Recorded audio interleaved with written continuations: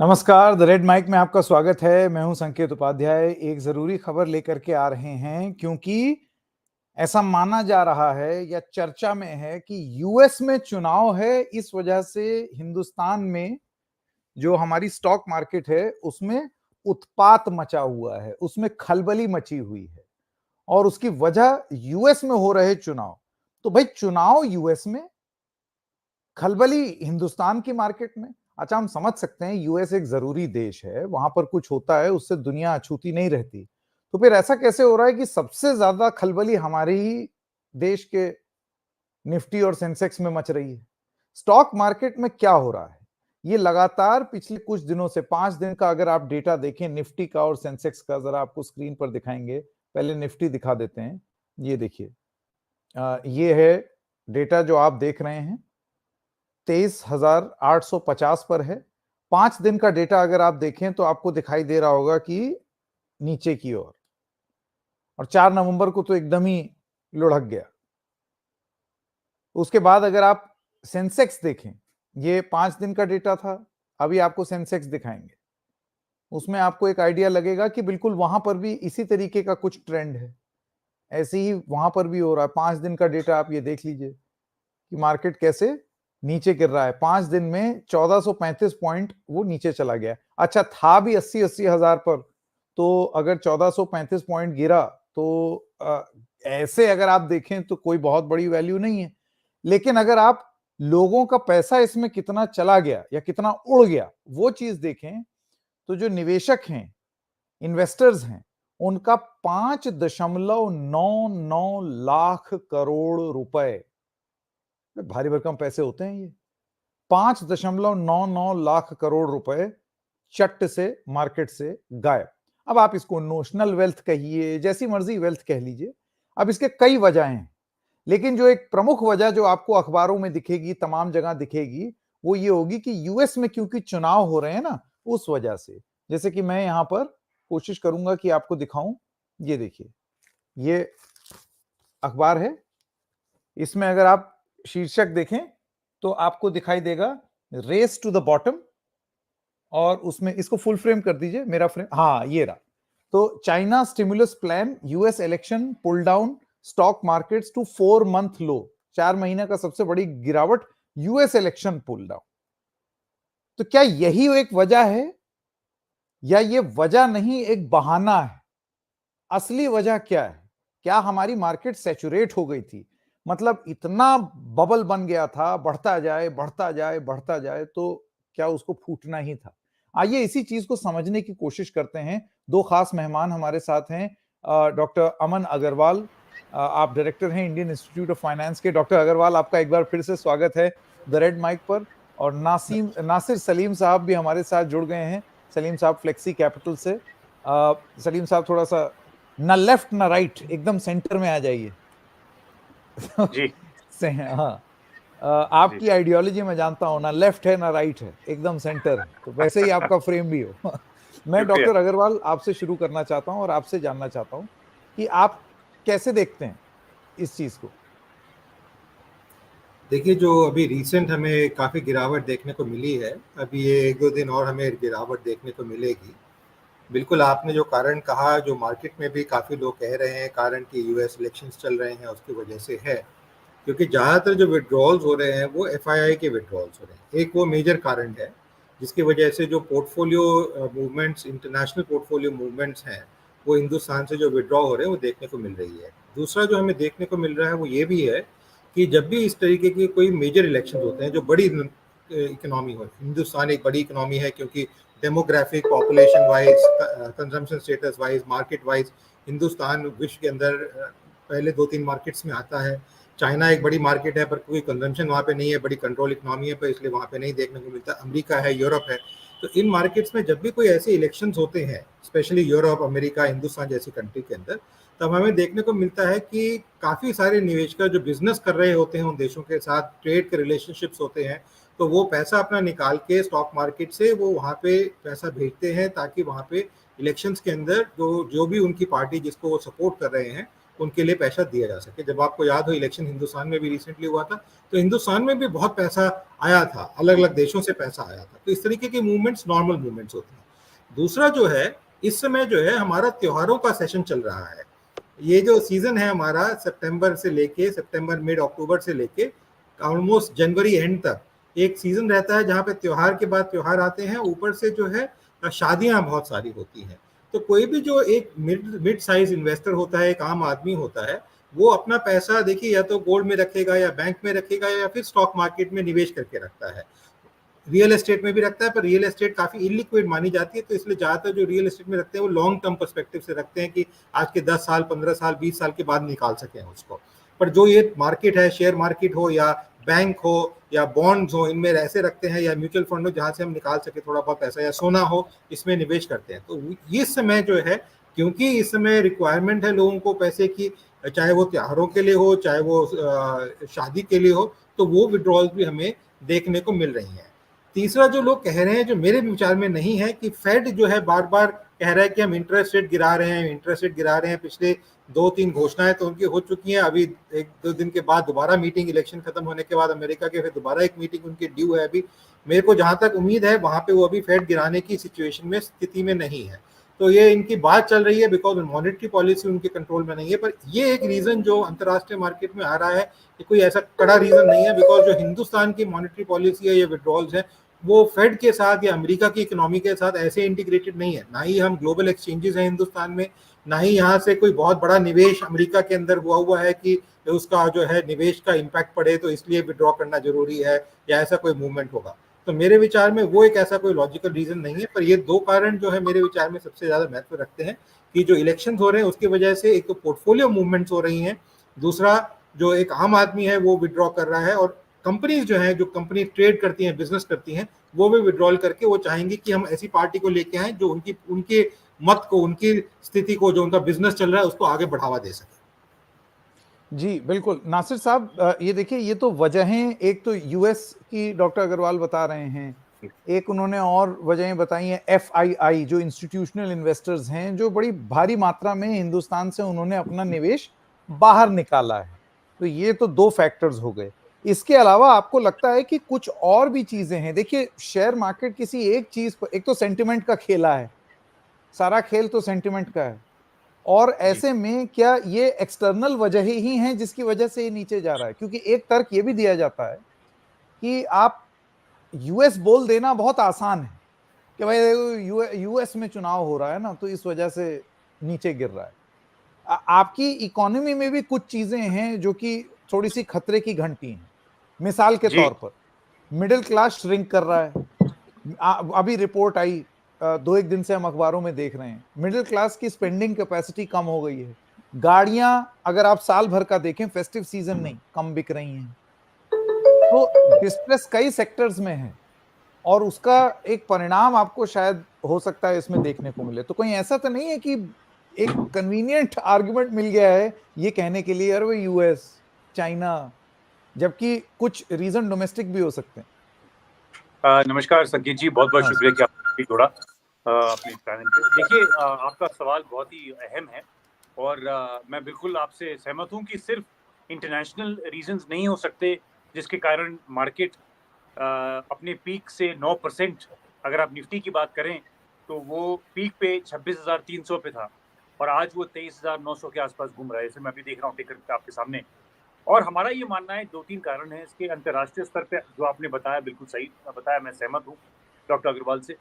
मगर अगर आप अर्निंग्स की बात करें संकेत जी, जैसे हम लोग जो फाइनेंशियल लाइन में हैं, फाइनेंशियल डोमेन में हैं, हम लोग एक ट्रैक करते हैं प्राइस टू अर्निंग। मैं ज़्यादा उसमें गहराई में नहीं जाऊँगा, मगर एक साधारण एग्जाम्पल से मैं देना चाहूँगा आपके सामने कि आप एक प्राइस के लिए, एक स्टॉक के लिए कितना प्राइस पे करते हैं, उसकी क्या वैल्यू है। मान लीजिए अगर कोई चीज़ 10 रुपए की है, तो क्या वो 10 रुपए की चीज़ वाजिब है कि नहीं। और वो फाइनेंशियल हम लोग जार्गन में हम लोग कहते हैं प्राइस टू अर्निंग। और इसलिए अर्निंग का नाम आता है क्योंकि पिछले, मैं अगर आपको कुछ आंकड़े देना चाहूँगा, ये जो इस क्वार्टर जो अभी रिजल्ट्स आ रहे हैं कंपनीज के, बड़ी बड़ी कंपनीज की, चाहे वो निफ्टी कंपनीज हो, 50 बड़ी कंपनीज इंडिया में जो लिस्टेड हैं पब्लिक मार्केट की, और सेंसेक्स में जो टॉप 30 कंपनीज हैं, अगर आप उन सब की अर्निंग्स देखेंगे तो कहीं ना कहीं आपको ये समझ में आएगा कि 6% का अर्निंग जो आया है बहुत कम आया है एज कंपेयर टू पिछले कई क्वार्टर। तो अगर मैं देखूं 6% ईयर ऑन ईयर जो ग्रोथ आई है वो बहुत कम आई है और सबसे लोएस्ट है पिछले 4 साल की। तो एक तो ये वजह है कि 16 क्वार्टर का जो पिछले 16 क्वार्टर से जो इस क्वार्टर में जो रेवेन्यू नंबर आया है, जिसका मतलब कितनी बिक्री हुई, जैसे अभी आपने बोला संकेत जी की बिक्री हुई और कितनी गाड़ियां नहीं बिकी हैं, ऑटोमोबाइल सेक्टर है, कुछ कुछ सेक्टर्स हैं जहाँ पे डिफेंस फॉर एग्जांपल बहुत हाई प्राइस पे चला गया मगर उन कंपनीज में अर्निंग्स नहीं हुई। तो वो कारण एक जरूर दिख रहा है मार्केट में, जिसके कारण मार्केट करेक्शन कर रही है, मार्केट टूटी है और एक साइन है जो एक इक्विटी मार्केट की तरह जो बिहेव होनी चाहिए उसको वो कर रही है। एक दूसरा सब पॉइंट ये भी है कि क्योंकि वो थोड़ा अंतर्राष्ट्रीय स्तर से भी जुड़ा है संकेत जी, मगर हमारा ये मानना है कि क्रूड, अगर आप क्रूड या तेल सिंपल सी अगर मैं बात करूं, जो अंतर्राष्ट्रीय स्तर पे जो तेल का जो भाव है वो भी बहुत फर्क पड़ता है डेवलपिंग इकोनॉमीज में हमारे जैसे देश में, क्योंकि इंडिया एक नेट इंपोर्टर है। आज भी 80% के आसपास हमारा इंपोर्ट तेल होता है बाहर से। और अगर आप ऑयल की बात करें, क्रूड की बात करें, तो वो भी महंगा हो रहा है और अगर वो महंगा होगा तो डायरेक्ट उसके हमारी इकोनॉमी पे इम्पैक्ट पड़ेगा, क्योंकि हर चीज इन्फ्लेशन से जुड़ जाती है उसके कारण। तो एक तो वो भी रीजन है और दूसरा और तीसरा हमारा ये मानना है कि ये जो मिडिल ईस्ट, क्योंकि उसकी जिक्र नहीं हुई अभी, जो ईरान इजराइल का टेंशन है, हर हफ्ते हमको एक नई चीज सुनने में आती है। तो देखिए मार्केट जो है, खास करके डेवलपिंग मार्केट जो होती है, आपने जैसे बोला सेंटिमेंट बिल्कुल सही कहा, मगर वो फॉरवर्ड लुकिंग होती है, वो आगे देखती है कि दिशा देखती है कि भाई अगर खुदा ना खास्ता कल को लड़ाई छिड़ गई मिडिल ईस्ट में तो क्या होगा, उसका क्या असर होगा मार्केट में। तो ये इसके साथ जो आपने जो 2-3 चीजें बताई, जैसे कि आपने फेड का यूएस पॉलिसी में बिल्कुल सहमत हूँ, एफओएमसी की मीट है। आपके दर्शकों को मैं ये बोलना चाहूंगा 2 बड़े इंपॉर्टेंट डेट्स आ रहे हैं। एक 6 नवंबर का है जो यूएस प्रेसिडेंशियल इलेक्शंस की अपडेट आएगी आपको, और मुझे पूरा विश्वास है कि आप उसको कवर करेंगे अपने शो में। और 7 नवंबर को एफओएमसी की मीट है। एफओएमसी का मतलब ये होता है जैसे इंडिया में आरबीआई है वैसे यूएस में एफओएमसी है, और वो दिशा डिसाइड करती है कि किस हिसाब से हमें रेट घटाना है या किस रेट से हमें बढ़ाना है। और उसका भी इम्पैक्ट, क्योंकि मार्केट लिक्विडिटी से सपोर्ट होती है, तो वो भी एक बहुत महत्वपूर्ण कारण है। और एक और चीज मैं बोलना चाहूंगा संकेत जी इसी में कि इस हफ्ते एक और बहुत इंपॉर्टेंट इंडिकेटर है जो हम आपको ट्रैक करना चाहिए, सबको, आपके दर्शकों को। वो ये है कि जो चाइना का जो नेशनल पीपल्स कांग्रेस पॉलिसी है उसकी भी अनाउंसमेंट इस हफ्ते आनी है। तो किस हिसाब से वो स्टिमुलस देगा। देखिए चाइना जो है पिछले कई क्वार्टरों से और सालों से एक अपने मुश्किलों में गूंज रहा है, और उसमें और जो ये जो पार्टी है जो नेशनल पीपल्स कांग्रेस पॉलिसी जो है जो बनाएगी, वो कितना उसको स्टिमुलस देती है, एक सरकार उसको कितना सपोर्ट करती है ग्रोथ के लिए, वो भी एक बहुत इंपॉर्टेंट इंडिकेटर रहेगा इस हफ्ते मार्केट के लिए। मगर हमारा ये मानना है कि मीडियम टू लॉन्ग टर्म आपके निवेशकों को घबराने की जरूरत नहीं है। जो दर्शक देख रहे हैं, medium to long term story intact है। अगर हम इस पर चर्चा करेंगे तो मैं उस पर भी आपको कुछ बताऊंगा। जी बिल्कुल। मैं डॉक्टर अग्रवाल एक बार फिर से आपके पास वापस आऊं। देखिए जाहिर सी बात है जब मार्केट नीचे जाती है तो एक विश्लेषण होता है कि who are the net losers, किन लोगों की वजह से या किन स्टॉक्स की वजह से ये नीचे की ओर जा रहा है। तो क्या ये असेसमेंट हमारे पास पिछले 5 दिन का, हफ्ते भर का है कि वो कौन से स्टॉक्स हैं, वो कौन से मार्केट्स हैं, वो कौन सा सेक्टर है जहां पर सबसे ज्यादा प्रभाव पड़ा है और उसकी वजह है? देखिए जी, ऐसा कोई एक स्पेसिफिक सेक्टर नहीं है। अगर हम सेक्टर वाइज देखें तो बैंक के भी स्टॉक्स नीचे गए हैं, इंडियन कॉर्पोरेशन जो सरकारी कंपनीज हैं उनके भी स्टॉक नीचे गए हैं, प्राइवेट कंपनीज के भी स्टॉक नीचे गए हैं। अभी 2 दिन पहले जो गिरावट हुई उनमें ऐसी कंपनीज के स्टॉक ऊपर गए हैं जो कभी हमें देखने को ही नहीं मिले कि ऊपर जाते थे, वो कभी स्टेबल रहते थे नॉर्मली। तो ये कहना कि वो गिरावट किसी कंपनीज की वजह से हो रही है, मेरे विचार में गलत है। दूसरी बात, मेरे कॉलीग ने अभी बताया, सलीम जी ने, 2-3 फैक्टर्स और जो अंतर्राष्ट्रीय मार्केट में, अंतर्राष्ट्रीय न्यूज़ में भी बहुत ज़्यादा डिबेट हो रहे हैं, पर मेरे विचार से उनका डायरेक्ट इम्पैक्ट हिंदुस्तान की मार्केट पे डायरेक्टली या स्टॉक मार्केट पे नहीं है। पहली बात, जहाँ तक वॉर है, वॉर सुनते हुए 4-5 साल हो गए हैं, ऐसा कोई अभी वॉर आई नहीं है। वॉर को, चाहे रशिया यूक्रेन की वॉर हो या इसराइल की वॉर हो, मेरे विचार में। और अगर हम सऊदी अरेबिया, सीरिया ऐसी कंट्रीज में देखें तो आज से 50 साल के अंदर कोई ऐसा साल नहीं रहा जहाँ पे उस एरिया में, रीजन में डिस्टर्ब रीजन ना हो रहा हो। अमेरिका के अंदर तो जहाँ कोलंबिया में पढ़ा था, वहाँ पे तो स्पेशल सेशंस किए जाते थे कि किस तरीके से लोगों को रिहेबिलिट किया जाए। मतलब आज से मैं 25 साल 30 साल पुरानी बात बता रहा हूँ, तो 30 साल से ये वॉर जोन चलते आ रहे हैं, पूरे पूरे नेशंस डिस्ट्रॉय हुए हैं। तो ऐसा मेरे विचार में हिंदुस्तान की अगर स्टॉक मार्केट को खत्म होना होता तो उसी समय से खत्म हो गई होती, अगर खत्म होना होता। मेरे विचार में नहीं है। उसका एक मेजर कारण यह है कि हम अभी भी इंटरनेशनल स्टॉक एक्सचेंज नहीं है। हमारा जो मार्केट है उसको, एक कंपनी को अगर अंतरराष्ट्रीय किसी निवेशक को भी, चाहे FII हो या बड़ा निवेशकर हो या बड़ा इन्वेस्टर हो, उसको यहाँ पे पहले कंपनी खोलनी पड़ेगी। कंपनी ही निवेश कर सकती है, वो पैसा निवेश कर सकता है, पर यहाँ पे एक लोकल कंपनी खोलनी पड़ेगी तभी निवेश कर सकता है, ऐसे निवेश नहीं कर सकता है। और अभी भी क्लिक ऑफ अ बटन जैसे साउथ ईस्ट एशिया में 97 98 में हुआ था, स्टॉक मार्केट काफी एफिशिएंट हो गई है। हम वन डे की भी, सेम डे की भी हम ट्रांजैक्शंस की बात करने लगे हैं स्टॉक मार्केट में कि एक्सचेंजेस करें उसको। पर अभी भी 1 मिनट ट्रांजैक्शन जो पहले होती थी साउथ ईस्ट एशिया में 97 98 में, वो हिंदुस्तान में अभी भी नहीं है। Because full capital account convertibility जो माध्यम चलना शुरू हुआ था 95 96 से, वो पूरा नहीं किया गया, रुकावट कर दी गई। तो काफी हद तक किया हमने, पर हमें भी 80% पे जाके हमने स्टॉपर लगा दिया है, कन्वर्ट कर करंट अकाउंट पे भी, कैपिटल अकाउंट के भी। इस वजह से एकदम से पैसा निकालना किसी के लिए भी, और जो स्टॉक मार्केट राइडर्स हैं, चाहे वो एक्सचेंज हो चाहे सेबी हो, उनके हाथ में है कि उसको रोक के रिस्ट्रिक्ट कर सके। दूसरी बात जो अभी चाइना की बताई गई, जो चाइना है, चाइना जरूर लुभावना चाहेगा, पर वो जो लुभावना है वो फॉरेन डायरेक्ट इन्वेस्टमेंट को काफी लूज किया उसने कोविड के बाद। क्योंकि कोविड के लिए जर्मनी, अमेरिका, यूरोप से काफी जगह से इन्वेस्टमेंट चाइना में गई हुई थी। मैं साउथ ईस्ट एशिया, एशिया की बात नहीं कर रहा हूँ, वो इन्वेस्टमेंट अभी भी इंटैक्ट है वहां पे, बिकॉज वो डिपेंडेंट है उस चाइना के ऊपर काफी चीजों के लिए। पर इन एरिया से वो डिपेंडेंट नहीं थे, और उन्होंने काफी सारी अपनी कंपनीज को विड्रॉ किया, और कुछ को हिंदुस्तान में शिफ्ट किया, कुछ को कुछ और कंट्रीज में शिफ्ट किया। ये हमें ट्रेंड 2021-22 में देखने को मिला। पर ये ट्रेंड वो रिवर्स करना चाहते हैं, बिकॉज उनके काफी सारे, जैसे चंदू एक जगह है बिल्कुल सेंट्रल चाइना के अंदर, वहां पे करीबन 200-250 से ज्यादा MNC कंपनीज के हेड ऑफिस थे, चाइना के हेड ऑफिस। तो वो कंपनीज काफी कम हो गई हैं, तो वो चाहेंगे कि दोबारा वो इन्वेस्टमेंट आए ताकि ग्रोथ आ सके। उसके लिए वो हो सकता है कुछ सब्सिडी पैकेजेस है, बट जो निवेशकर है, जो बड़ी कंपनीज हैं, वो इतनी नासमझ नहीं है, और उनकी अपनी कंट्रीज ने उनको रिस्ट्रिक्शंस लगा रखी हैं कि आप वहां से विड्रॉ करें। तो कोई निवेशकर चाहेगा भी तो इतना आसान नहीं है कि वो एकदम से चाइना में मूव कर सके। उससे स्टॉक मार्केट के ऊपर डायरेक्ट मूवमेंट नहीं होगा, बिकॉज निवेशकर हिंदुस्तान से मूव करके चाइना की तरफ नहीं जाएगा, अमेरिका की तरफ जा रहा है, क्योंकि वो लुभावने रेट दे रहे हैं। अगर वो लुभावने रेट कम करना शुरू करेंगे तो हो सकता है हिंदुस्तान की तरफ रुझान दोबारा शुरू हो जाए। पर अभी जो रुझान है वो इसलिए क्योंकि अमेरिका का डॉलर काफी स्टेबल रहा है, स्ट्रेंथन भी रहा है, और साथ ही वहां पे रेट अच्छे मिल रहे हैं। तो कोई क्यों नहीं चाहेगा कि सेफ रेट में को मिल सके और अच्छे रेट मिल सके एक ऐसी कंट्री में जहां करेंसी स्टेबल है, जहां गिरावट ज्यादा नहीं है। तो इसलिए देखने को जरूर मिल रहा है। ऑयल में भी अगर आप देखें, मेरे मित्र ने बड़ी अच्छी बात बताई ऑयल की। ऑयल हमेशा एक ससेप्टेबल रहता है, और हमने करीबन 75-80% कंजम्पशन जैसे अभी बताया भी गया। ऑयल जो खरीदा जाता है एक फिक्स रेट पे कॉन्ट्रैक्ट किए जाते हैं। ये फॉरवर्ड कॉन्ट्रैक्ट टाइप कॉन्ट्रैक्ट्स होते हैं जो गवर्नमेंट्स ऑयल कंपनीज के साथ करती हैं। जैसे अगर आपको याद हो, अभी 4-5 साल पहले जब ट्रम्प साहब थे, वहां पे मोदी जी गए थे, गैस का कॉन्ट्रैक्ट करके लेके आए थे। 20 साल का कॉन्ट्रैक्ट था वो गैस का जो उन्होंने किया। इसी तरीके से पहले जब सद्दाम हुसैन का एरा था 90 के दशक में, वो कॉन्ट्रैक्ट 10 से 15 साल, 20 साल, 40 साल के कॉन्ट्रैक्ट होते थे ऑयल सप्लाई करने के।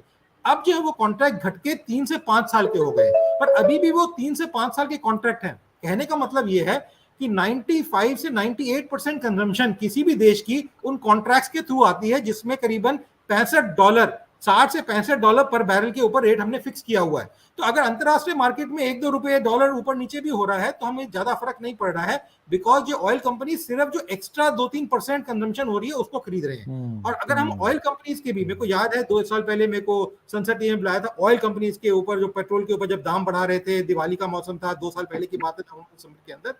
तो उस समय जब मैंने ऑयल कंपनी, जो हिंदुस्तान की सारी ऑयल कंपनीज सरकारी कंपनीज हैं, प्राइवेट वाले का तो डेटा नहीं मिला, उनका डेटा मिला, तो देखने को मिला करीबन 5 लाख करोड़ तो उन्होंने रिजर्व में ही रखा हुआ है। उसके अलावा जो उनका रेवेन्यू है हर साल प्रॉफिटेबल है, जबकि वो रोती रहती है कि अगर दाम बढ़ेगा तो हमें घाटा होगा। तो जब वो घाटा नहीं हो रहा और इतने लाख करोड़ को कमा रही हैं कंपनियां, तो मेरे विचार से $1 बढ़ने घटने से, और वो भी 1-2% कंजम्पशन को हम ओपन मार्केट से खरीद रहे हैं, चाहे वो बर्न कूल के रेट पे खरीदे या डाउ जोन्स के रेट पे खरीदे या किसी और मार्केट के रेट पे खरीदे, उससे कोई भारत की अर्थव्यवस्था या भारत की स्टॉक मार्केट हिल जाएगी। भारत की स्टॉक मार्केट हिलेगी या तो कोई स्कैम हो, या कोई मेजर फ्रॉड आए, जैसे एक अभी पेमेंट गेटवे का मेजर प्रॉब्लम आई थी, तो हमें देखने को मिला इमीडिएटली मार्केट में फॉल आने लगा, बिकॉज आरबीआई ने अपना हाथ खींच लिया था। पर अब आरबीआई ने वो हाथ दोबारा दे दिया है, तो बैंकिंग सेक्टर के अंदर वो कंपनी वापस अब उभरने लगी है, तो हमें देखने को मिलेगा वापस उसका स्टॉक ऊपर बढ़ना शुरू होगा, उतने लेवल पे एकदम से नहीं पहुंचेगा। तो इसलिए चाहे वो बैंक्स हो, चाहे वो फाइनेंशियल इंस्टीट्यूशंस हो, और हम ये सोचें कि कंपनीज वही रेट ऑफ रिटर्न देती रहेंगी हर साल प्रति साल, हर साल जैसे जीडीपी का रेट, एक सेकंड और लूंगा, हाँ, जब हमारा बहुत जीडीपी इंपॉर्टेंट पॉइंट, बेस बढ़ता है हमारा, जैसे हम 3 लाख ट्रिलियन डॉलर इकोनॉमी हो गए, 3.5 ट्रिलियन डॉलर इकोनॉमी हो गए, तो हम ये सोचें कि हम उसी रेट से 7.5 8% 9% से ग्रो करते रहेंगे, नहीं ग्रो कर सकते हैं, बिकॉज हमारी क्षमता, हम कैपेसिटी उस स्पीड से ग्रो नहीं कर पा रहे हैं, रूल्स रेगुलेशन उस स्पीड से ग्रो नहीं कर रहे हैं, एनवायरमेंट उस स्पीड से चेंज नहीं हो रहा है। तो इसीलिए जो ग्रोथ होती है वो सबड्यू होकर थोड़ी बहुत कम होती है, फिर सरकार फोकस करती है कि अच्छा हम 7.5 से 6% पे आ गए, हम कैसे ग्रो करें, फिर मीटिंग्स होती है। इसी तरीके से कंपनियों में होता है, जब उनकी थोड़ा झटका लगता है कि हाँ पिछले साल तो 7% पे ग्रो किए या 8% पे ग्रो किए, इस बार सिर्फ 6.5 पे ग्रो किए, फिर वो मीटिंग करेंगे, बोर्ड मीटिंग करेंगे, क्या बूस्ट किया जाए, कैसे बूस्ट किया जाए। और जहां तक ऑटोमोबाइल का सेक्टर का सवाल है, 10 साल और 15 साल के रूल जो सिर्फ एक हिंदुस्तान जैसे देश के अंदर है, पूरे विश्व में किसी देश में नहीं है, जहां टेक्नोलॉजी इतनी जल्दी ऑटोमोबाइल की, जो आज से 60 साल 80 साल से कोई चेंज नहीं हुई, डीजल वही इंजन है, पेट्रोल वही इंजन है, थोड़ा बहुत अकूस्टिक चेंजेस होते हैं, एफिशिएंसी चेंजेस करने लगते हैं, अदरवाइज कोई मेजर चेंजेस नहीं है उनके अंदर। उस रूल ने कंजम्पशन फैक्टर स्प्रेड कर दिया है। पहले लोग सोचते थे हम दिवाली पे बम्पर आएगा, नया साल आएगा तो उससे मैं खरीदेंगे, अब क्या है, गाड़ी खत्म हो रही है, गाड़ी खरीदनी है तो खरीदनी पड़ेगी आदमी को, चलना है तो। और फिर ये जो ऑल्टरनेटिव मीन्स आ गए हैं ट्रांसपोर्टेशन के, जो सस्ते पड़ रहे हैं, इकोनॉमिक टाइम्स में आज से 5 साल पहले न्यूज़पेपर में आया कि अगर आप टैक्सी लेके ट्रैवल करें तो इतना खर्चा कर रहे हैं, अगर आप गाड़ी खरीदे तो इतना खर्चा कर रहे हैं। तो जब आदमी को लगता है कि मैं इतनी बड़ी एसेट, जो मेरी लाइफ की एसेट होती थी, गाड़ी खरीदने का मतलब होता था हिंदुस्तान में, आदमी नॉर्मली 50-55 की उम्र में खरीदता था, बाद में वो 40 पे आया, फिर 35 पे भी आने लग गया, अब 25 साल के लड़के भी खरीदते हैं, बच्चे खरीदते हैं कि 25 साल हुए, जॉब लगी, एकदम से गाड़ी खरीद ली। पर वो सोचते थे कि लंबे समय के लिए 15 20 50 साल हो गए, मेरे बच्चों तक जाएगी गाड़ी, अब वो खत्म हो गया है। तो आदमी कहता है मैं गाड़ी खरीदूं क्या, उसमें पैसा लगाऊं, 20 25 30 लाख रुपए लगाऊं, उससे बेटर है या तो मैं उस गाड़ी को रेंट पे ले लूं या टैक्सी से चलूं, टैक्सी आराम से मिलती है मेरे को, ऐप पे 5 मिनट में आ जाती है, कंजम्पशन इकोनॉमी में। ये वही डिबेट है कि मैं घर खरीदूं या मैं रेंट पे रहूं। इसी तरीके से जो कंजम्पशन है हमारी गाड़ियों की खरीदने की, आप देखेंगे और महीनों में बढ़ गई है, पर ये जो फेस्टिवल के पीरियड्स होते थे, जहां पीक्स होते थे, वहां पे घट गई। बिल्कुल। नासिर साहब, एक बात जो डॉक्टर अग्रवाल की मैंने एकदम जैसे कहते ना बहुत सटीक लगी, और वो ये थी कि भाई हर समय थोड़ी रिकॉर्ड स्पीड पे ग्रो करते रहोगे, कभी ना कभी तो। अब जैसे स्टॉक मार्केट की आप बात ले लें, जिन लोगों ने कोविड के बाद बम्पर पैसा कमाया है, बम्पर मतलब कहां था स्टॉक मार्केट, 80,000 हो रहा है ये वो। अब लॉन्ग टर्म में जितने लोग हिदायत देते हैं, उनका यह कहना है कि हमेशा स्टॉक मार्केट में आप निवेश 5 लंबा होराइजन लेकर के चलिए, 5-10 साल लेके चलिए, तब आपको फायदा ही फायदा है, उसमें कोई घाटा नहीं होगा। लेकिन जिस स्टॉक मार्केट में अभी पिछले साल आपको, and correct me if I am wrong, आप लोग तो इसके ज्यादा जानकार हैं, 30% प्लस आपको रिटर्न्स मिले, बिल्कुल ऑलमोस्ट 30%। अब 30% पे दोबारा 30% की ग्रोथ, ये मुमकिन भी है या बहाना ढूंढ रहा था स्टॉक मार्केट की भाई अब नीचे ही जाना? बिल्कुल बिल्कुल नहीं, आपने बिल्कुल सही फरमाया। और मेरा ये मानना है, हम लोग का ये मानना है कि आप कितने स्पीड से, एक लगातार स्पीड से कितने समय तक भाग सकते हैं। आप नहीं भाग सकते, आप खुद देखिए। तो 2020 का समय था जब सेंसेक्स, यही सेंसेक्स जो आज 80,000 के आसपास घूम रहा है, जब कोविड की न्यूज आई, और मुझे याद है वो 26 अप्रैल के आसपास नहीं सॉरी मार्च एंड के आसपास की खबर थी, और लोग ये भी कहने लगे थे कि सेंसेक्स 0 हो जाएगा संकेत जी। उसके बाद आज देखिए क्या जबरदस्त 3 टाइम्स ग्रोथ आई है सिर्फ सेंसेक्स में, इंडेक्स में। तो निवेशकों को ये समझना जरूरी है कि जिन लोगों ने, और खास करके संकेत जी, मैं बार बार ये हर प्लेटफॉर्म पे कहता हूं जाके, ये जो नए निवेशक हैं जिन्होंने 2020 अप्रैल के बाद से पैसा लगाना शुरू किया, उन्होंने कभी भी पिछले 4 साल में गिरावट नहीं देखी, सस्टेन गिरावट। और ये एक मतलब एक तरीके से कॉशन है कि इक्विटी मार्केट में या कैपिटल मार्केट में ये सोचना कि बराबर 25 से 30% का रिटर्न बनता रहेगा और एफडी से 20% ज़्यादा बनेगा, ये बिल्कुल गलत है। और कई चीज़ सोशल मीडिया प्लेटफ़ॉर्म में चल रही हैं कि आप 5 दिन में मैं आपको 10% बना के दे दूँगा। सेबी ने भी उस पे बहुत ज़बरदस्त एक्शन लिया है। इन्फ्लुएंसर्स की बात करी है कि भई किसी भी व्हाट्सऐप पे या सोशल मीडिया प्लेटफ़ॉर्म्स पे के उसमें आप मोटिवेट होके ना लगाएँ पैसे।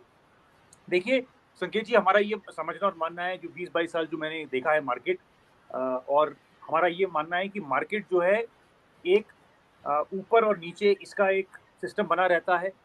पैसा आएगा, पैसा बनेगा शॉर्ट टर्म में, मीडियम टर्म में, लॉन्ग टर्म में। जी हाँ, और जहाँ तक लॉन्ग टर्म का सवाल है, जैसे आपने बोला, हमारा ये मानना है, और ज़्यादा इसमें कोई रॉकेट साइंस नहीं है संकेत जी। आज आप मैन्युफैक्चरिंग का डेटा देख लीजिए, पीएमआई का इंडिया का डेटा देख लीजिए या जीएसटी कलेक्शंस देख लीजिए। अगर आपका आउटलुक ये है कि इंडिया और इकोनॉमी 12-13% के हिसाब से लॉन्ग टर्म अगर इक्विटी पैसा बन जाएगा, और अगर इकोनॉमी 6-7-8% जैसे डॉक्टर साहब ने बोला अभी आपके शो पे, बिल्कुल सही कहा। हर साल इकोनॉमी एक सेम रेट पे नहीं ग्रो करेगी, उसी हिसाब से हर साल इक्विटी मार्केट जो है, जिसमें आप पैसे लगाते हैं, निवेशक जो पैसे लगा रहे हैं, जरूरी नहीं है कि हर साल वो 12-13-14% रहे। ये ऊपर नीचे गिरता रहेगा। आपका सेक्टर बड़ा इंपॉर्टेंट है। आपको ये समझना चाहिए कि आप किसी भी पॉन्जी स्कीम में नहीं लगा रहे हैं पैसा। निवेशकों को ये समझना चाहिए। आपका एक सवाल था संकेत जी इससे पहले कि कौन कौन से सेक्टर हैं। अब मैं आपको थोड़ा उस पर अगर इजाजत दें तो मैं उस पर हाँ, बता दूं। श्योर। देखिए, सबसे इम्पोर्टेंट सेक्टर जो मैंने बहुत सुना और हर डिस्कशंस पे सुना प्लेटफॉर्म पे, वो था कि डिफेंस के स्टॉक्स में लगाइए पैसा। आज अगर आप एक एनालिसिस देखेंगे तो कई डिफेंस कंपनीज 30 से 40% गिर गए इस मार्केट में। आपने तो सिर्फ 9%, हमने तो सिर्फ 9% सेंसेक्स और निफ्टी की बात कर रहे हैं, मगर वो 30-35% करेक्ट कर गए। मतलब कि अगर आपने 100 रुपए लगाए उन स्टॉक्स में, आज संकेत जी उसकी वैल्यू सिर्फ 70 या 75 रुपए रह गई।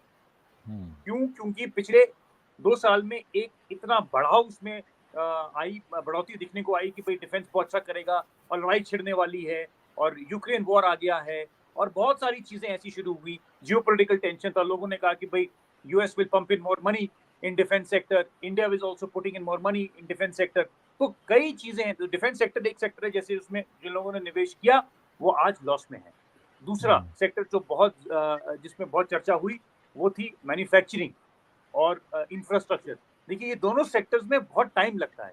मेक इन इंडिया कैंपेन जब लॉन्च हुआ था इंडिया का, जब मोदी सरकार ने लॉन्च किया था 2014, 15, 16 में, और जब उन्होंने उसकी बात शुरू करी, तो देखिए इन सब चीज़ों में टाइम लगता है। ऐसा तो नहीं है कि आप कल बैठ के घर घर में आपने बोला कि मेक इन इंडिया हो गया और कल से मेरे पैसे शुरू हो गए बनने। इंफ्रास्ट्रक्चर भी एक सेक्टर है जो काफ़ी गिरा है नीचे इस मार्केट के टूटने पे। मैन्युफैक्चरिंग एक और सेक्टर है जो टूटा है। अभी प्रोफेसर बता रहे थे रिगार्डिंग ऑटोमोबाइल्स, बिल्कुल सही, ऑटोमोबाइल सेक्टर भी टूटा है। और उसके कारण कई हैं। एक तो ये 10 और 15 साल का जो रूल्स आए उसमें लोगों ने हर 10-15 साल में आपको कंपल्सरी गाड़ी चेंज करनी होती है, तो वो एक कंजम्पशन साइकिल है, वो करता है प्रोड्यूस आपको। मगर जो सेक्टर्स की अगर आप बात करें तो ये सारे सेक्टर्स, बैंक कई अच्छे बैंक्स जो हैं जिनमें हमें लगता है कि अगले 2 साल 3 साल में बहुत अच्छी बढ़ोतरी मिल सकती है subject to your risk appetite, banks काफी टूट गए। और जो एनपीए जो पहले हिसाब था, आज से 4 साल पहले, 5 साल पहले, कोविड से पहले का जो दौर था जिसमें एनपीएस बहुत हाई थे, आरबीआई ने, सरकार ने नहीं संकेत जी, आरबीआई ने बहुत अच्छा काम किया है कि उन्होंने एनपीए को मॉनिटर किया है। और बैंकिंग सेक्टर जो टूटा था वो आज भी काफी गिरा हुआ है, मगर अब हमें लगता है कि अगले 2 से 3 साल में उसमें काफी अच्छा आपको अपॉर्चुनिटी मिल सकती है। और दूसरी चीज जो सबसे अहम बात ये है कि किसी भी टाइम आप ये देखिए, क्योंकि इंडियन इकोनॉमी जो है एक डेवलपिंग नेशन है, हमारा कंजम्पशन इतना बड़ा है, चाहे वो आप स्टेपल्स में देख लीजिए, कंजम्पशन स्टेपल्स में, एफएमसीजी सेक्टर में देख लीजिए। भाई आप संकेत जी, बहुत सिंपल सी बात मैं कहूंगा, आपको इधर जाने की जरूरत नहीं। आप ये देखिए, कई कंपनीज हैं जो आप सुबह उठते हैं और आप दिन भर उनको इस्तेमाल करते हैं। आप सबसे पहले उठते हैं, आप एक टूथब्रश लेते हैं, आप ब्रश करते हैं, उसके बाद आप जाते हैं, आप किसी कंपनी से उसकी चाय खरीदते हैं, फिर आप किसी उस कंपनी से आप उसकी ब्रेड खाते हैं, फिर आप किसी कंपनी से आप उसका दूध पीते हैं, तो जो प्रोड्यूस करता है या सेल करता है। फिर आप उसी चीज को लंच में आप आटे के दौर से खाते हैं, आटे के जरिए से खाते हैं आप, और फिर आप बीच में गाड़ी में जाते हैं। तो कई कंपनीज हैं जिनमें कंजम्पशन जो है इतना सपोर्ट करेगा। हमारा ये मानना है कि इंडिया और इकोनॉमी जो है और स्टॉक मार्केट खास करके ये ऊपर नीचे चढ़ता रहेगा, चलता रहेगा, इसमें घबराने की जरूरत नहीं है। बट इसमें एक ही क्वेश्चन है, क्वेश्चन ये है कि आप निवेश करें, क्विक पैसा कभी नहीं बनेगा, जल्दी पैसा कभी नहीं बनता स्टॉक मार्केट में, इसमें आपको लॉन्ग टर्म रहना है। और हाँ, जहां तक डर इस बात की रहती है संकेत जी, जो हम लोग भी कोशिश करते हैं पकड़ने की, समझने की, और इंडिकेटर्स हैं, ये सजेस्ट करता है कि कोई स्कैम नहीं होना चाहिए। जैसे अगर कोई स्कैम हो रहा है और उसका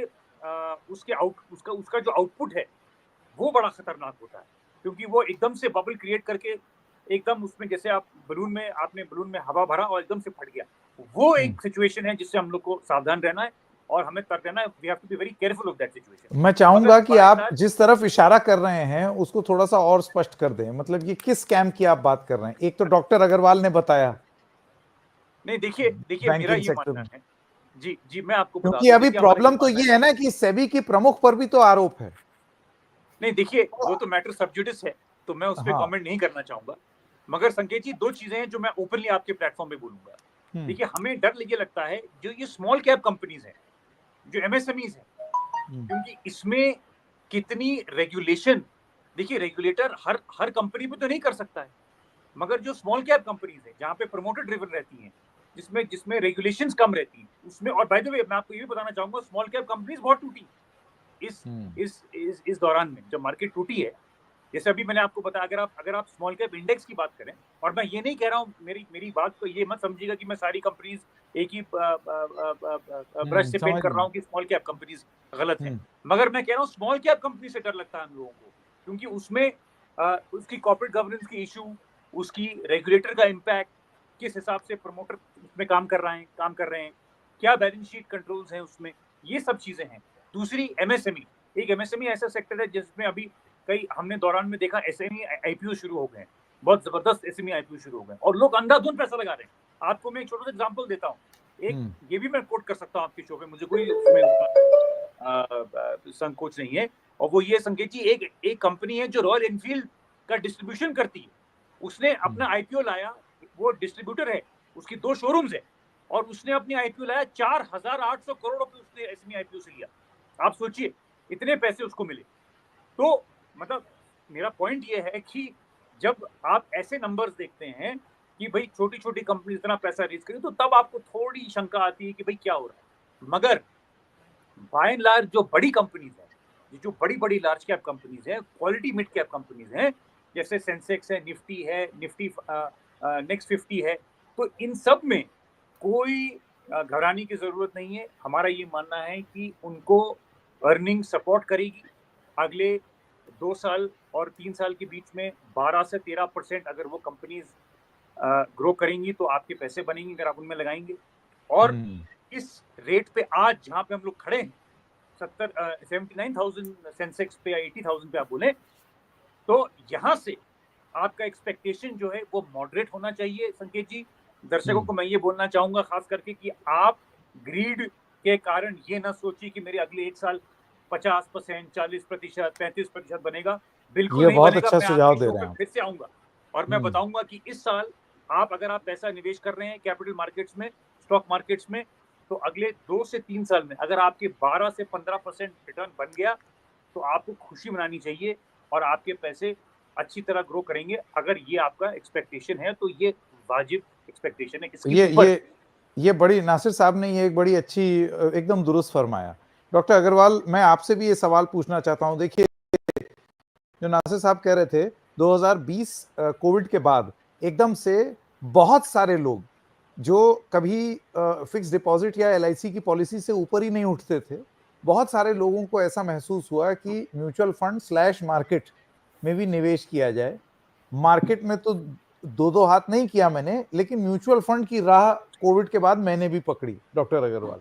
ठीक है, अब आज ये पहली बार ऐसा होगा, जैसे कि नासिर साहब कह रहे हैं, कि एक बड़ा स्लंप पोस्ट कोविड, इससे पहले भी आया है मार्केट, आपने और हम ही ने शो किया था जब मार्केट गिरी थी, लेकिन खट से वो करेक्ट भी हो गई। ये पहली बार आप 5 दिन का एक वो देख रहे हैं कि वो चल रहा है। ऐसे में आपकी निवेशकों को क्या राय होगी, क्या सलाह होगी कि वो क्या करें? लंबी सांस लेने के अलावा वो और क्या करें? देखिए जी, ऐसा है, पहली बात तो ये गिरावट अभी हमें 2-3 दिन, जैसे मैंने कहा, भी और देखने को मिल सकती है। बिल्कुल। उसके बाद मेरे विचार में मार्केट्स दोबारा स्टेबलाइज करने लगेंगे जब ये क्लैरिटी आ जाएगी कि यूएस में कौन सेटल हो रहे हैं फाइनली, और फेड की भी जो पोजीशन है, जो लोग अटकलें लगाए रखे हैं, वो क्लियर हो जाएंगी। तो हम देखेंगे कि एफआईआईज का फ्लो जो है हिंदुस्तान के मार्केट की तरफ, और अगर सब्सिडी का भी इंफॉर्मेशन आ जाती है तो चाइना की मार्केट की तरफ किसकी तरफ जाता है, कहाँ जाता है। डॉक्टर अग्रवाल, मैं आपसे मुझे ये बताइए, यूएस में ट्रंप आए या हैरिस आए, हमारी मार्केट पे क्या फर्क पड़ेगा? बिल्कुल आप ठीक कह रहे हैं। जैसे मैंने अभी कहा आपको, हमारी हिंदुस्तान निवेशकर की मार्केट से नहीं फर्क पड़ेगा। जो फॉरेन इंस्टीट्यूशनल इन्वेस्टर्स होते हैं, पोर्टफोलियो इन्वेस्टर्स होते हैं, जो मेजर मार्केट मूवर्स होते हैं ग्लोबली, वो अपना पैसा निकाल के एक जगह से दूसरी जगह लगाते हैं। इसी के से जो अमेरिकन कंपनीज हैं जिनके बेसिस यहाँ पे हैं, वो भी पैसा निवेश करती हैं अलग अलग मार्केट्स में। तो जब ऐसे इलेक्शंस होते हैं तो जो इलेक्टोरल कंपनीज होती हैं, जो इलेक्टोरल जो कैंपेन्स होते हैं, उसमें फिर सपोर्ट के लिए कंपनीज के पास जाते हैं सारे पॉलिटिशियंस। हिंदुस्तान में जैसे जाते हैं वैसे बाहर जाते हैं। तो जब वो जाते हैं तो उनको फिर सपोर्ट मिलती है उन लोगों से। तो वो सपोर्ट कहाँ से देंगे? जो एक्स्ट्रा पैसा होगा, एक्स्ट्रा पैसा कहाँ होगा? वो स्टॉक मार्केट में रखा होगा, रियल एस्टेट में रखा होगा, या गोल्ड की फॉर्म में रखा होगा। इसी तरीके से कंपनीज हो या इंडिविजुअल्स हो, फॉर्म में रखते हैं। तो वो पैसा फिर निकाल के वहां पे दिया जाता है। जब ये पता लग गया कि अब ये यहाँ पे आ गए, तो उनको पता है कि अब यहाँ पे और पैसे की जरूरत नहीं है, अब ये मेरे को पैसा, या तो मेरा पैसा बनेगा तो अब मेरे को दोबारा निवेश करना है। तो जब दोबारा निवेश करने लगेंगे तो फिर वो इन्वेस्टमेंट्स वापस आने लगती हैं। इसलिए ये इलेक्शंस फर्क करते हैं, नॉट बिकॉज कि आपका जो है कहीं पे डोमेस्टिक ओरिएंटेशन का कोई फर्क पड़ रहा है। दूसरी बात जो है, स्टॉक मार्केट्स हार्ट बीट की तरह चलती हैं, जैसे हमारी हार्ट बीट चलती है। अगर वो हार्ट बीट की तरह चल रही है तो ये अच्छा साइन है। अगर वो हार्ट बीट की तरह नहीं चल रही है, या तो ऊपर की तरफ ट्रेंड दिखा रही है, तो ये भी एक रिस्क जोन है। नीचे की तरफ ट्रेंड दिखा रही है तो ये भी एक रिस्क जोन है। बिकॉज कोई भी चीज ऊपर नहीं और नीचे नहीं, इसी तरीके से अगर बिल्कुल फ्लैट हो रही है तो वो भी एक अच्छा साइन नहीं है। ये तीनों साइंस अच्छे नहीं होते हैं, कॉशन के लिए होते हैं। जो रिस्क टेकर्स होते हैं वो इन टाइम्स पे पैसा बनाते हैं, गिरते हुए में भी बनाते हैं, वो ऑप्शंस मार्केट में ट्रेड करते हैं। जो ऊपर जा रही है उसमें भी बनाते हैं, जब वो जो है उछाल आ रहा होता है तो उसको खरीद के सस्ते दाम पे बेचते हैं। तो ऐसा नहीं है कि जो नहीं करते। डे ट्रेडर्स हैं, फास्ट ट्रेडर्स हैं, वो इमीडिएटली एक एक दिन, दो दो दिन के, और काफी सारी कम्युनिटी जो कोविड के बाद आई है, वो डे ट्रेडर कम्युनिटी ज्यादा आई है, लॉन्ग टर्म इन्वेस्टर्स कम आए हैं। बिकॉज जो लोग आए थे वो ये थे जो बिजनेस कर रहे थे, उनका बिजनेस किसी तरह से बंद हो गया, रिस्ट्रिक्शन हो गया, या उनकी ट्रेडिंग कैपेबिलिटीज कम हो गई, तो उन्होंने सोचा मैं स्टॉक मार्केट में खाली बैठा हूं तो करना शुरू कर दूं। जब उन्होंने देखा यहाँ से भी मेरा अच्छा पैसा बन रहा है, तो वो काफी, उन्हें तो अपना धंधा बंद करके स्टॉक मार्केट के ऊपर ही लग गए। तो जो ऐसे लगे हैं उन्होंने मिक्स अप्रोच अपनाई है, मतलब शॉर्ट टर्म भी करते हैं, लॉन्ग टर्म भी करते हैं। बट जो लोग अपना बिजनेस कंटिन्यू कर रहे हैं वो जनरली अब 1 से 2 घंटा लगाते हैं मार्केट के ऊपर हर रोज, सुबह दोपहर शाम, या जो भी उन्होंने टाइम बांध रखा है, वो शॉर्ट ट्रेडिंग करेंगे, रात को शाम को क्लोजिंग करेंगे, और उसमें जो मुनाफा हुआ वो देखेंगे उसके अंदर।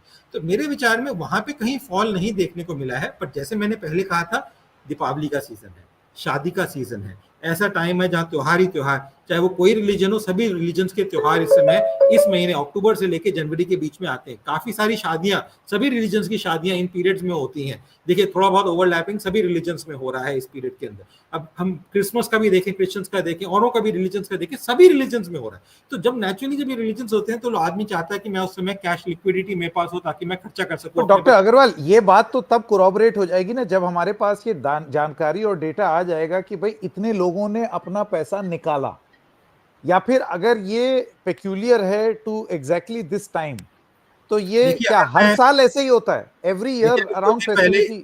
बिल्कुल, कुछ दिन पहले सनसेट टीवी पे, 2-3 दिन पहले मैं सनसेट टीवी पे भी फेस्टिवल के ऊपर आया। करवा चौथ एक इवेंट है। करवा चौथ के ऊपर अगर आप देखें, ये तो नहीं पूरा हिंदुस्तान करवा चौथ बना रहा है, हिंदुओं में भी हो सकता है 50-60% महिलाएं बना रही हो। सारी महिलाएं तो नहीं आएंगी, बच्चे भी होते हैं, बूढ़े भी होते हैं, सब तो नहीं बनाते। पर जो बना रहे हैं, 20,000 करोड़ का उस दिन सिर्फ कंजम्पशन हुआ है, मतलब लोगों ने खरीदा है 20,000 करोड़। तो एक एब्स्ट्रैक्ट वैल्यू आई है, इससे हो सकता है दुगना हो, बिकॉज ये तो रजिस्टर्ड है जो ऑनलाइन ट्रांजैक्शन या पेमेंट के थ्रू हुआ है। जो कैश ट्रांजैक्शन है वो तो रजिस्टर्ड ही नहीं है इसके अंदर। तो आप ये सोचिए, एक छोटा सा इवेंट जब इतना खर्चा करवा सकता है, तो कितना खर्चा होगा जब बड़े बड़े फेस्टिवल्स होंगे, दीपावली होगी, ईद होगी, और चीजें होंगी, क्रिसमस होगा, तो कितना खर्चा किया जाता है इन चीजों के ऊपर। लाइटिंग्स के ऊपर, त्योहार खानों के ऊपर, मिठाई बांटने के ऊपर, त्योहार गिफ्ट देने के ऊपर, एक जगह से दूसरी जगह जाना, भाई बहनों का फंक्शन होता है और फंक्शन होते हैं, लोग फैमिलीज की फैमिली, टूरिज्म होता है एक तरीके से। लोग जो है त्योहार घूमने जाते हैं, बिकॉज छुट्टियां मिलती हैं लोगों को, एम्प्लॉयज को छुट्टियां मिलती हैं, तो कहते हैं हम घूमने चलते हैं, ये छुट्टियां मिली हैं 4-5 दिन की, हम छुट्टियां घूम के आते हैं यहाँ पे। तो बहुत सारी चीजें लिंक्ड हैं फेस्टिवल एक्सपेंडिचर की वजह से, ये टूरिज्म जो होता है। और ये जो एक्सपेंसेस हैं ये डायरेक्टली काउंट नहीं हो पाते, बिकॉज इनमें से हिंदुस्तान जैसे देश में 50 to 60% अभी भी कैश में हो रहे हैं।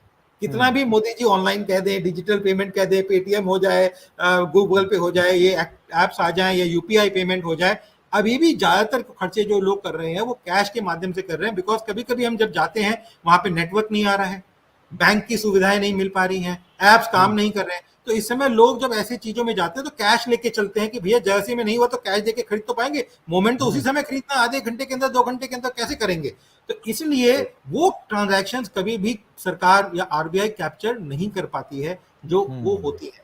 और ये जो खर्चे हैं मेरे विचार में मार्केट्स को सबड्यू करते हैं उस पीरियड के लिए, बट बाद में उछाल लाते हैं मार्केट्स के अंदर। बिकॉज जैसे अभी बताया गया, आप टूथपेस्ट खरीद रहे हैं, गाड़ी में ट्रैवल कर रहे हैं, तो इनका इम्पैक्ट, पर ये जो इम्पैक्ट है करीबन 1 से 1.5 महीने बाद आता है। अगर हम आज से 15 साल पहले जाएं तो यही इम्पैक्ट 3 महीने बाद आता था, आज जो है 1 से 1.5 महीने में आता है। बिकॉज काफी हद से ये जो खर्चे हैं सिर्फ कैश में नहीं हो रहे, अब यूपीआई पेमेंट गेटवेज के थ्रू भी हो रहे हैं, जो transactions with in a day और 2 सेटल हो रही हैं।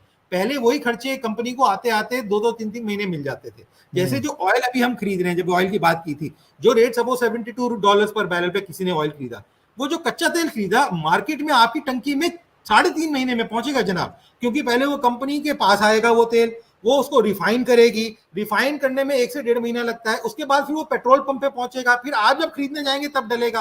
तो वो जो $72 पर बैरल पे तेल खरीदा आज नहीं पहुंचेगा मार्केट में, कम से कम 2-2.5 महीने 3 महीने में जाके पहुंचेगा। इसी तरीके से जो खर्चे किए जाते हैं, जो मार्केट में उछाल आते हैं, उनका इंपैक्ट भी किसी इकोनॉमी में, जीएसटी का इंपैक्ट ले लीजिए आप, वो 1-1.5 महीने बाद जाके देखने को मिलता है हमें कि जीएसटी में कितने उछाल आए हैं, जबकि लोगों ने खर्चा कर दिया। टैक्स जो पे करते हैं, जबकि सरकार के पास, आपने अभी टैक्स पे कर दिया, कंपनी ने टीडीएस पे कर दिया, वो तो आएगी उनके अकाउंट में, पर उसका भी फिगर उनके पास मंथ एंड में जाके आता है। तो हाँ, और फिर वो क्वार्टरली उसको कंसोलिडेट करते हैं कि हाँ जी इतना बड़ा है, इस बार इतना बड़ा है, पर क्या डेटा तो रियल टाइम आ रहा है। जैसे बॉम्बे स्टॉक एक्सचेंज का हमारे पास शेयर का डेटा टाइम आ रहा है, ऐसे बैंकों के अकाउंट में तो पैसा इमीडिएटली आ रहा है, ये तो है नहीं कि टाइम लग रहा है, रियल टाइम में पैसा आ रहा है, पर वो कंसोलिडेट जब करेंगे तभी हमें बताएंगे कितना आया कितना नहीं आया। तो ये एक टाइम लैग होता है जो हम देखने को मिलता है, जो मार्केट्स में तो इमीडिएटली आज देखने को मिल रहा है, पर बाकी संस्थाओं में, चाहे वो मैन्युफैक्चरिंग हो, सर्विसेज सेक्टर की हो, किसी भी सेक्टर की हो, वो आहिस्ता आहिस्ता देखने को मिलता है। और बढ़ावत सभी में देखने को मिल रही है, पीएमआई इंडेक्स में भी बढ़ावत देखने को मिल रही है, एम्प्लॉयमेंट में भी बढ़ावत देखने को मिल रही है। इस सरकार ने पिछले 2 सिचुएशन में, पिछले 2-2.5 साल तक एम्प्लॉयमेंट को रोक रखा था। महकमे, सरकारी महकमे थे करीबन 60% खाली थे, 40% ऑक्यूपेंसी पे काम कर रहे थे महकमे ज्यादातर हमारे। अब मैंने भी कहा काफी चैनल्स के ऊपर, और लोगों ने भी कहा, प्रधानमंत्री मोदी जी ने जागे और उन्होंने कहा नहीं बढ़ाए हम, तो अब वो रिक्रूटमेंट पिछले 2.5 साल से चल रही है। कोई भी जब सरकारी महकमा रिक्रूटमेंट करता है उसको भी 1 से 1.5 साल लगता है अनाउंस करने से, बिकॉज पहले वो अनाउंस करेगा, फिर एप्लीकेशन आएंगे, उनको प्रोसेस करेगा, उनके इंटरव्यूज होंगे, फिर वो रिक्रूटमेंट की जारी, इसे 1 से 1.5 साल लग जाता है।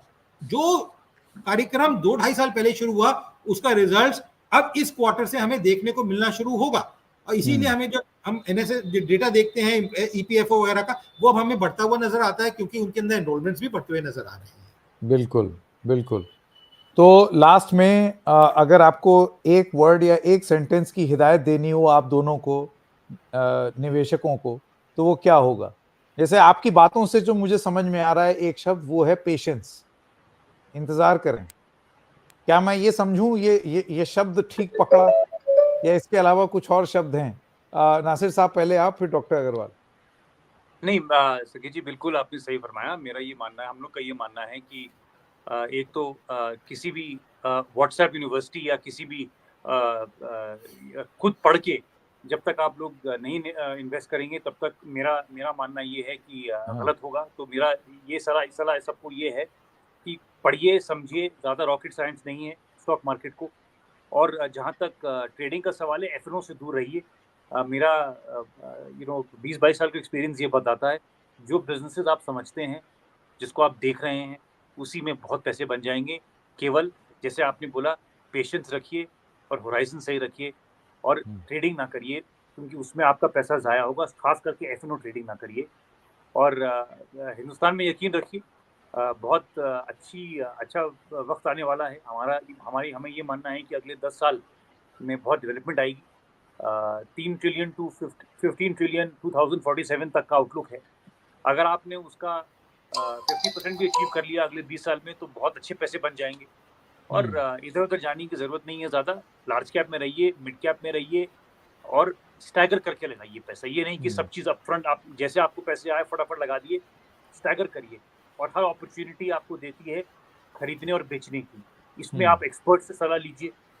और wish everybody a very happy Diwali, जो भी खत्म हुई है मगर त्योहारों का माहौल था, तो बिल्कुल ग्रेट सक्सेस। बिल्कुल। Doctor Agarwal, in a nutshell, हिदायत।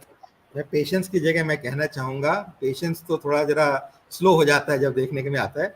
कॉशन और पैनिक नहीं करें, कॉशन रखें और पैनिक नहीं करें। जैसे अभी नासिर साहब ने भी कहा, व्हाट्सएप की न्यूज़ पे, इसकी न्यूज़ पे एकदम से देखा, पैनिक हो गया एकदम से। पैनिक करना बहुत हानिकारक रहता है, चाहे अपनी सेहत हो चाहे स्टॉक मार्केट हो। और इस तरीके से कॉशन रखना कि मैं क्या कर रहा हूँ, क्या निवेश कर रहा हूँ, किस में निवेश कर रहा हूँ, किस समय के लिए निवेश कर रहा हूँ, इसको देख के करें। ये ना करें कि एकदम से कि जी हाँ मैंने तो निवेश किया था 2 साल के लिए और अभी मैं एकदम से ये हो रहा है तो मैं डर गया एकदम से। ऐसे पैनिक करने से नहीं। आपके 2 समय से आपने रखा 2 साल, तो 2 साल का रखें। आप डे ट्रेडर हैं तो आप डेट के लिए वेट करिए। ये नहीं करिए कि अभी 1 घंटे के अंदर गिर गई तो 1 घंटे में क्या होगा, या अभी बढ़ गई तो एकदम से मैं बेच दूं। ऐसे पैनिक रिएक्शंस होते हैं और कॉशंस रख के करेंगे अगर आप, तो मेरे विचार में, और आपका प्रोग्राम देखते रहेंगे तो मेरे विचार में वो एनलाइटमेंट रहेंगे। जरूर। थैंक यू डॉक्टर अग्रवाल और नासिर सलीम साहब हमारे साथ जुड़ने के लिए और जरा आम भाषा में समझाने के लिए कि ये जो हो रहा है ये क्या हो रहा है। बहुत बहुत धन्यवाद आप दोनों का। दर्शकों आपका भी। फिर मिलेंगे, तब तक के लिए नमस्कार।